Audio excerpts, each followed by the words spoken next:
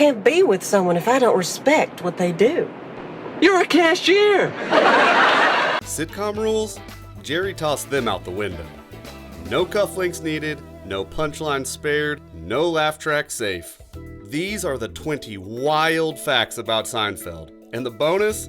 It'll bend your brain. Grab your coffee at Monk's. New York's quirkiest ride is about to start. Fact number 1. Pilot peril. The audition that almost drowned the show. An audition nearly sank the show before it even found its rhythm.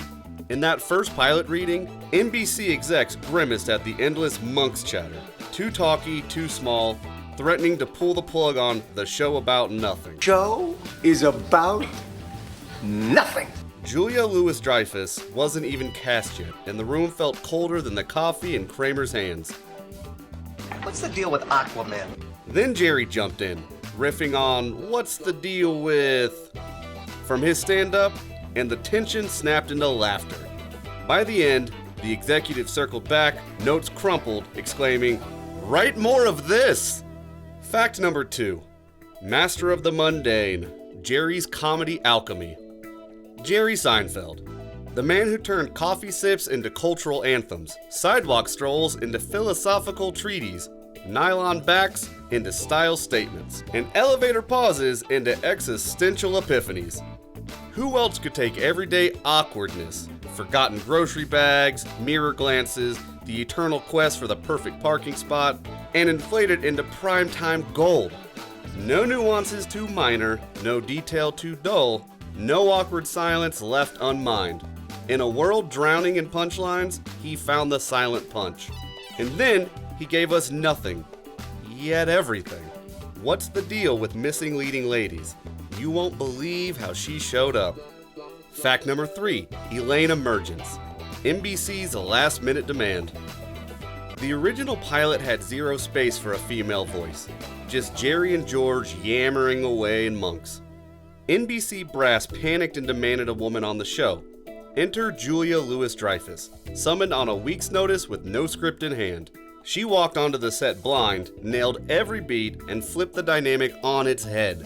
Suddenly, Seinfeld wasn't just about two guys talking. It was about real New Yorkers sparring in coffee-stained booths. As Julia later quipped, "I didn't know where I was going. That's how I found my rhythm." Fact number 4. Kessler to Kramer, the name that stuck. Michael Richards showed up reading Kessler on his casting sheet, ready to play Jerry's kooky neighbor, but someone misread the memo. Suddenly he was Kramer, and the rest is television legend. Richards leaned into every pratfall, the wild hair, the grand entrances, sculpting a character so magnetic you forgot the name mix-up ever happened. Producer Tom Shearer laughed, "We lost Kessler, but we discovered pure chaos." And the chaos became a character, an invitation to expect the unexpected every time Kramer slid through that door. What's the deal with accidental icons? Wait till you hear the next twist. Fact number 5. Pilot's private premiere, the one-person test audience. Before Seinfeld had an audience, NBC invited just one person to test screen the pilot, their own employee, Bruno Kirby. He sat alone in a cold screening room and laughed uproariously at George's shrinkage monologue. So loudly, in fact, that producers thought they'd struck gold. Word of Bruno's guffaws leaked back to LA, and subsequent test screenings filled auditoriums once people believed Bruno was in the house. It turned out, laughter is contagious, especially when you trick people into thinking they're not the only ones cracking up. If a single laugh could save a sitcom, brace yourself, this one's on fire. Fact number 6. Pirate blouse drama, the puffy shirt debacle. Jerry balked at wearing a sailor's rag on national TV, calling it ridiculous. I agreed to wear it. It's a puffy shirt. I feel ridiculous in it. Writer Steve Coren dreamed up the pirate blouse as a gag about fashion faux pas, but Jerry's glare told a different story. He stomached the puffy shirt with every ounce of comedian dignity, turning discomfort into gold by deadpan commenting on his ridiculous silhouette. The audience howled as Jerry squeaked through dialogue, cementing the shirt as one of television's most bizarre style statements. Proof that even wardrobe horrors can become comedy legends. Fact number 7. The Phantom Mailman, Newman's one-scene vanishing act. Wayne Knight auditioned as Kramer's nemesis, delivering the chilling, "Hello, Newman." Hello, Newman. Then, poof, he disappeared for an entire season, leaving fans wondering who the heck Newman was. The writers shrugged, scripts ignored him, and Knight was left in sitcom limbo. When he reappeared in season 2's The Revenge, it was like summoning a villain from nowhere, sneering, scheming, and ready to feud. That gap only fueled the myth. Absence makes the mailman's heart grow darker. What's the deal with bizarre holidays? You're about to learn about the quirkiest one yet. Fact number 8, Festive fervor, the holiday that nearly failed. A Festivus for the rest of us! Dan O'Keefe lifted Festivus from his family's real tradition. Metal pole, feats of strength, airing grievances, for a throwaway subplot. NBC execs balked at too weird, but Larry David held firm. When The Strike aired on December 23, 1997, fans nationwide embraced aluminum poles and grievance rituals. Festivus exploded beyond fiction, spawning real celebrations and pole sales. Proof that a bit of sitcom silliness can rewrite the holiday season. Fact number 9, Costanza's borrowed badge, the bookstore buddy. George Costanza's last name came from Larry David's coworker, Michael Costanza, unaware his name would become sitcom legend. Who are you, George Costanza? David figured a real name would amplify George's neuroses. The result? Every cringe confession and couch-bound meltdown bore the Castanza stamp. Oh my god, you're sick. You know, it's not the SATs! Jason Alexander leaned into the identity crisis, turning borrowed nomenclature into an anti-hero's signature. It's proof that the perfect character twist can start with misappropriating a name. Fact number 10. Notebook Blunder, the unscripted pitch gag. In the pitch, George and Jerry pitch a show about nothing. They're just TV executives. They're men with jobs, Jerry! Seinfeld about Seinfeld. Jason Alexander lost his place and began frantically flipping through his notebook, ad-libbing to cover his slip. Editors loved the genuine panic and left it intact, turning a blooper into one of TV's sharpest meta moments. That frantic shuffle became comedic gold, proof that sometimes the best joke emerges when actors forget their lines. What's the deal with secret sets? You'll never guess where they really drank coffee.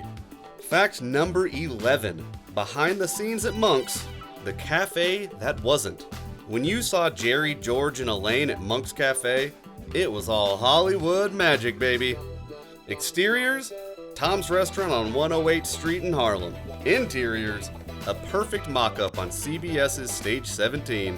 Every tile, booth, and coffee stain was meticulously recreated. And even the J+E Forever booth carving was a fan's handiwork. By day, a real corner diner. By night, a sitcom sanctuary. Fact number 12. The Soup Nazi's near lawsuit. The fearsome Soup Nazi was inspired by Al Yaganow, a real New York vendor famous for no-nonsense rules. After the episode aired, Yaganow threatened legal action over likeness rights. Larry David's quip, "It's comedy, he's selling soup, not geopolitics," defused the drama. No lawsuit followed. Instead, No soup for you! "No soup for you," became a cultural battle cry, blurring life and real in the tastiest way. Fact number 13. Silent Stage, the laughless meltdown. In the finale, Kramer's rooftop meltdown played out without a studio audience or laugh track, just raw performance. Curious tourists below lent genuine gasps and cheers, all captured on camera. Later, producers layered in audience reactions, but the electric onstage energy remained untouched. That guerrilla-style shoot proved Seinfeld could shatter the sitcom mold while keeping viewers hooked on every unscripted beat. If you think scripted chaos is wild, wait until you hear about missing footage. Fact number 14. Lost Kramer gag, the vanishing entrance. Michael Richards once botched Kramer's signature sliding door entrance so spectacularly that the crew nearly cut the bit entirely. On one take, the door jammed, Richards crashed into the frame, and the entire set shuddered. Cameras captured every flinch and misstep, but the editors spliced in only the cleanest glides, until a lucky blooper leaked to staff. Fans later clamored for the ghost entrance footage, turning what could have been scrapped into cult lore. Sometimes, the best Kramer is the one you never saw. What's the deal with random dance moves? You'll never guess who led the charge. Fact number 15. Elaine's cringe-worthy triumph. The dance heard round LA. Julia Louis-Dreyfus's infamous Little Kicks routine wasn't planned. She busted out those awkward gyrations on a dare from the choreographer. The writers figured it'd be a quick gag, but Julia committed fully, flailing like a broken windmill in heels. Test audiences roared. Network execs were horrified. That unpolished calamity became one of the most unforgettable physical comedy moments on TV. A reminder that sometimes embarrassment is the sweetest form of humor. Fact number 16. Yada Yada's verbatim leap, from conversation to catchphrase. I noticed she's big on the phrase yada yada. Is yada yada bad? Oh, yada yada's good. She's very succinct. The phrase yada yada was lifted word for word from writer Elaine Povich's real-life shorthand for skipping the boring parts of a story. And yada yada yada. I get a free massage and a facial. Larry David dropped it into a script, and suddenly every character was glossing over details with that snappy filler. And yada yada yada, I'm really tired today. Studio staff began using it in memos.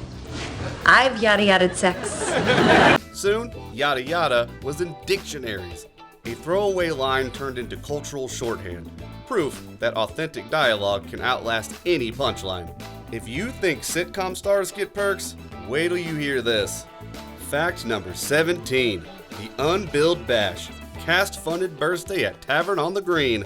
When Jerry hit 40, NBC balked at footing the bill for his birthday blowout, despite him carrying their highest-rated sitcom.